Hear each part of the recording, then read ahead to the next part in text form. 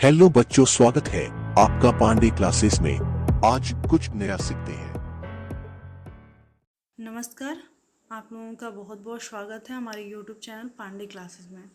हमने संज्ञा पढ़ लिया था। आज का हमारा टॉपिक है सर्वनाम। सर्वनाम को इंग्लिश में जो है कि प्रोनाउन कहते हैं। तो सबसे पहले इसकी परिभाषा पे हम आते हैं। तो नॉर्मली हम छोटी क्लास में जब पढ़ते हैं और अभी तक जिस भी क्लास में हम जाते हैं तो संज्ञा सर्वनाम ये बहुत बेसिक चीज़ें हैं, तो हर क्लास में हमें मिलती हैं। लेकिन जब हम छोटे होते हैं तो क्या करते हैं, परिभाषाएँ रट लेते हैं, लेकिन उसका मतलब हमें समझ में नहीं आता है। लेकिन वो चीज़ें समझना बहुत ज़रूरी होता है, ठीक है। तो जब हम देखेंगे इसकी परिभाषा के पे आते हैं तो सबसे पहले हम ये देखते हैं कि सर्व का मतलब होता है सभी का, नाम मतलब नाम होता है। तो सभी के नाम के लिए जो शब्द भी हम प्रयोग करते हैं वो क्या होते हैं, हमारे सर्वनाम होते हैं, ठीक है। तो इसमें भी हम देख लेते हैं, जिन शब्दों का प्रयोग संज्ञा के स्थान पर किया जाता है उन्हें सर्वनाम कहते हैं। दूसरे शब्दों में सर्वनाम उस विकारी शब्द को कहते हैं जो पूर्वापर संबंध से किसी भी संख्या के बदले आता है। यानी कि संज्ञा के स्थान पर उसे हम नॉर्मली रख लेते हैं, उसमें कोई परिवर्तन नहीं आता है। जैसे एक बार हमने क्या किया कि संख्या को हमने जान लिया कि ये जिसके बारे में भी किसी का भी नाम हमने उसमें बता दिया कि हाँ ये नाम है। फिर उसके बाद हम क्या करते हैं कि बार बार उस नाम का हम ना प्रयोग करके वह या उन्हें ये चीज़ें यूज़ करते हैं, तो ये क्या जाते हैं, या ये उन्हें इन्हें, ये हमारे सर्वनाम हो जाते हैं, ठीक है। तो सरल शब्दों में हम देख लेते हैं। तो सर्व मतलब शब्द का होता है, नामों यानी कि संज्ञाओं। हमने पहले भी बताया था कि संसार में जितनी भी वस्तुएं उनके नाम को हम क्या कहते हैं, संज्ञा कहते हैं, ठीक है। तो संज्ञाओं के बदले शब्द आते हैं उन्हें सर्वनाम कहते हैं, ठीक है। यानी कि सर्वनाम यानी कि सबके लिए जो नाम प्रयोग हो वही क्या कहलाएगा, सर्वनाम कहलाएगा। इसका प्रयोग संज्ञा के स्थान पर किया जाता है। देखिए यहाँ पे दिया भी हुआ है कि आइए देखें कैसे। तो राधा 7वीं कक्षा में पढ़ती है, वो पढ़ाई में बहुत तेज है, उसके सभी मित्र उससे प्रसन्न रहते हैं, वह कभी भी स्वयं पर घमंड नहीं करती। अब देखिए पहली बार जो है कि राधा के बारे में बात की गई है कि 7वीं कक्षा में वो पढ़ती है। उसके बाद क्या, वो पढ़ाई में बहुत अच्छी है, उसके सभी मित्र बहुत ये मतलब उसको सभी किसी पर भी घमंड नहीं करती, वह स्वयं पे घमंड नहीं करती, या उसके हमने या फिर उसके माता पिता का आदर करती है ना, वह अपने माता पिता का आदर करती है। तो वह भी हमारा आया यहाँ पे, फिर उसके बाद यहाँ वह आया ना, फिर यहाँ पे भी वह आया है, फिर वो जो है कि उसके सभी मित्र। तो हम क्या है, ये हमारा सर्वनाम ही है, ठीक है। आपने देखा आपने देखा कि ऊपर अनुच्छेद में राधा के स्थान पर वह उसके से स्वयं अपने आदि शब्दों का प्रयोग अतः हुआ है, अतः ये सभी क्या है, सर्वनाम है, ठीक है। तो इस प्रकार संज्ञा के स्थान पर आने वाले शब्द सर्वनाम का सब मिला जुला के आप लोगों को यही चीज़ें समझनी है कि संज्ञा के स्थान पर जो भी आने वाले शब्द होते हैं वो क्या हो जाते हैं, हमारे सर्वनाम होते हैं। जैसे कि उसमें आया मैं, तू, वह, आप, कोई, यह, ये, वे, हम, तुम, कुछ, कौन, क्या, जो, सो, उसका आदि, ये क्या है, सर्वनाम शब्द हैं, ठीक है।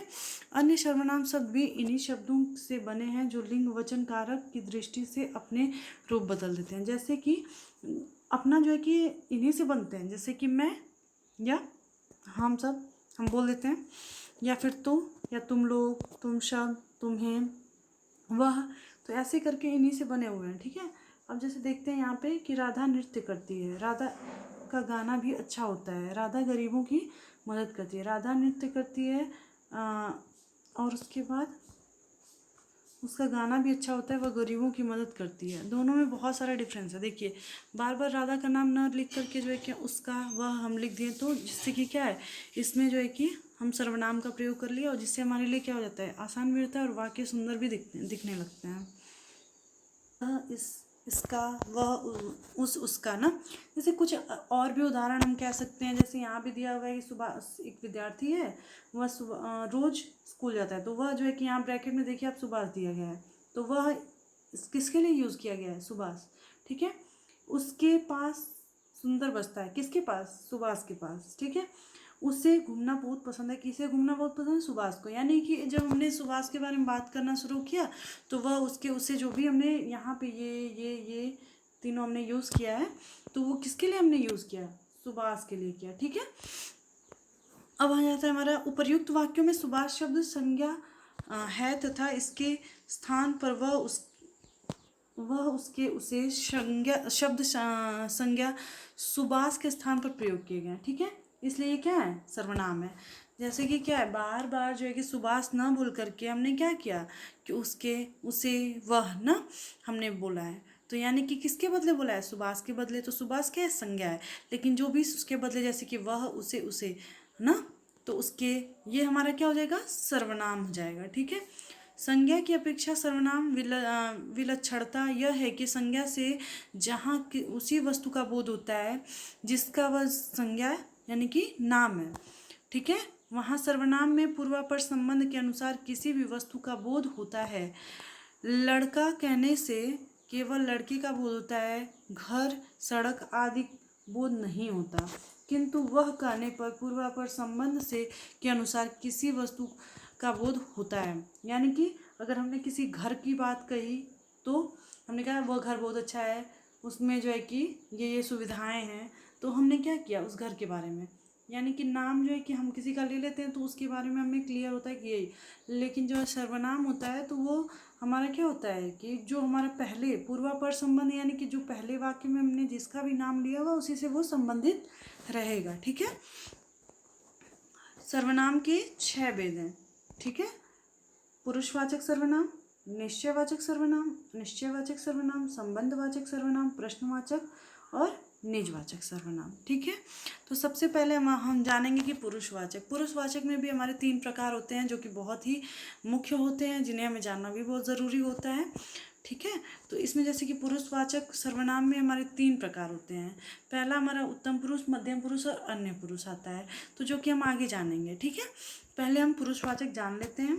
ठीक है, जिन सर्वनाम शब्दों से व्यक्ति का बोध होता है उन्हें पुरुषवाचक सर्वनाम कहते हैं। दूसरे शब्दों में बोलने वाले, सुनने वाले तथा जिस विषय में बात होती है उसके लिए प्रयोग किए जाने वाले सर्वनाम पुरुषवाचक सर्वनाम कहलाते हैं। यानी कि बोलने वाला होना चाहिए वक्ता, सुनने वाला यानी कि श्रोता, और जिसके विषय में बात हो रही है वो क्या है, अदर व्यक्ति यानी कि अन्य पुरुष। ठीक है, तो इसी के हिसाब से जो है कि इसमें टाइप भी बताए गए हैं। पुरुषवाचक सर्वनाम पुरुषों, स्त्री या पुरुष के नाम के बदले आते हैं। ऐसा नहीं है कि आप लोग समझ लीजिएगा कि पुरुष है तो पुरुष ही रहेगा, नहीं, पुरुष, स्त्री या पुरुष दोनों हो सकते हैं। ठीक है, जैसे कि मैं आता हूँ, तुम जाते हो, वह भागता है। ठीक है, तो मैं क्या हो जाएगा, मैं हमारा किस में आ जाएगा, उत्तम पुरुष में आ जाएगा। तुम किस में आ जाएगा, हमारा मध्यम पुरुष में आ जाएगा।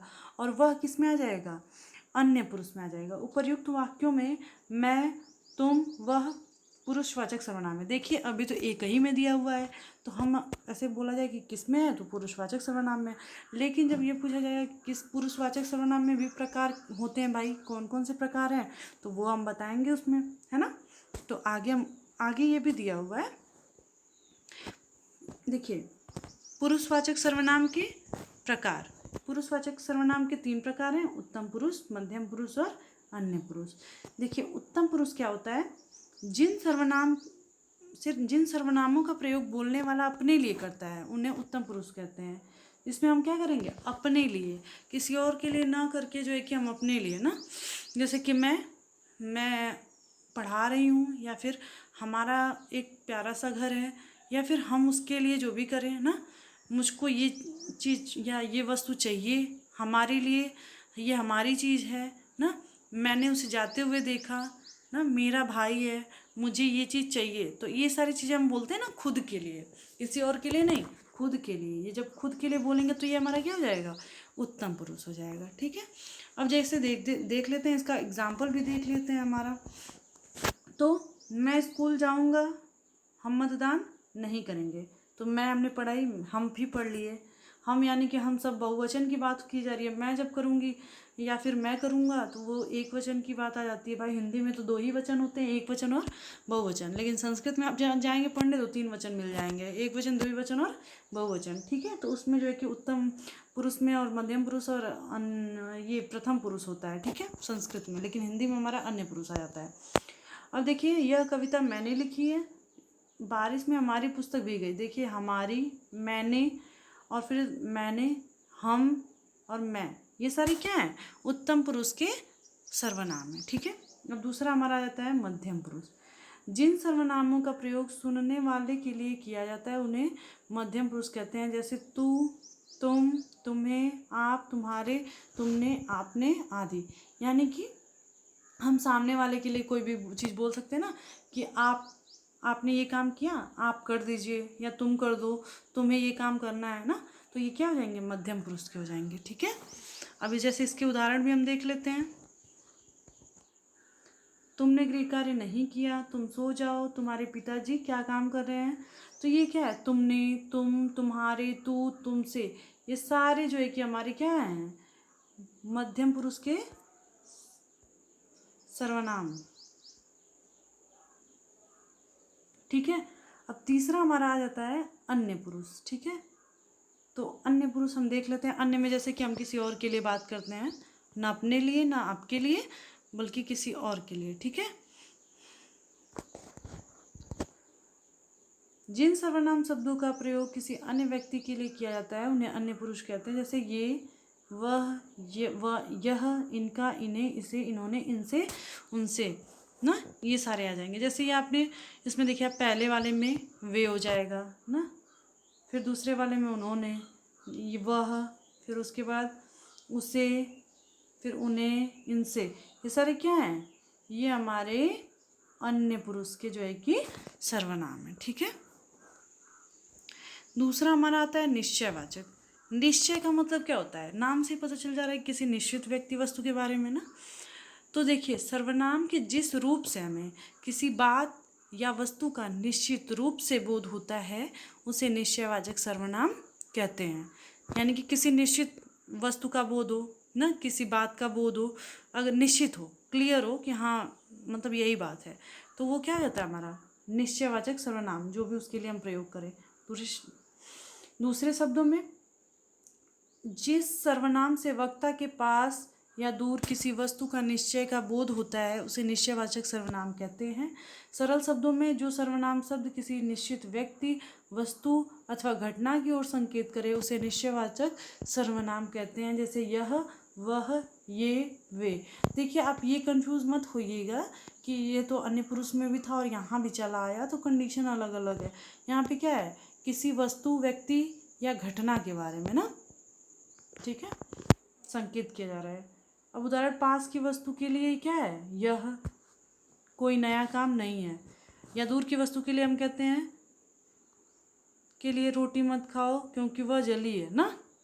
या फिर हम कहते हैं कि वहाँ मत जाना, वो स्थान बहुत बेकार है या डरावना है, भयभीत हो जाओगे, है ना, डर जाओगे, तो वह स्थान जाने लायक नहीं है। तो हम वह क्या कर रहे हैं, दूर की चीज़ों को बोल रहे हैं। पास की चीज़ों के लिए यह, जब हम पढ़ते हैं ना, या इंग्लिश में भी पढ़े हमने दिस दैट का यूज़, तो उसमें भी हम जानते ही हैं ना, दिस का प्रयोग जो है कि पास के लिए और दैट का यूज़ जो है कि दूर के लिए, तो ठीक वही तो करना है यहाँ पे भी। नेक्स्ट वीडियो में हम बाकी के बचे सर्वनाम के बारे में पढ़ेंगे, और आप शॉर्ट नोट्स जो है कि डिस्क्रिप्शन में जा कर के आपको शॉर्ट नोट्स मिल जाएगा, उसको आप देख सकते हैं। और आज के लिए इतना ही, नेक्स्ट वीडियो में बाकी की टॉपिक के साथ मिलते हैं। ठीक है, अगर कोई आपको प्रॉब्लम है तो कमेंट में करके बताइए, और वीडियो को लाइक, शेयर, सब्सक्राइब करना ना भूलें।